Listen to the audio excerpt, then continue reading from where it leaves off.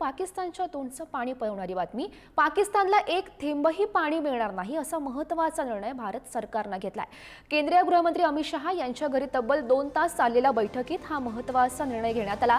पाकिस्तान सोबतचा पाणी वाटपाचा सिंधू करार याआधीच रद्द करण्याची घोषणा भारताने केलेली होती। पाकिस्तानला भारताच्या पाण्यावर कोणताही हक्क दिला जाणार नाही। भारताच्या हद्दीतून वाहणाऱ्या नद्यांच्या पाण्याचा वापर देशाच्या गरजेसाठी आणि विकासासाठीच केला जाईल।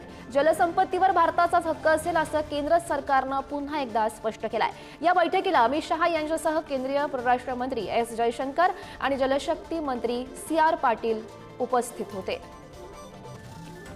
तर भारताने सिंधू जलकरार स्थगित केल्याने पाकिस्तानला कसा फटका बसणार आहे तेही सुद्धा बघूया।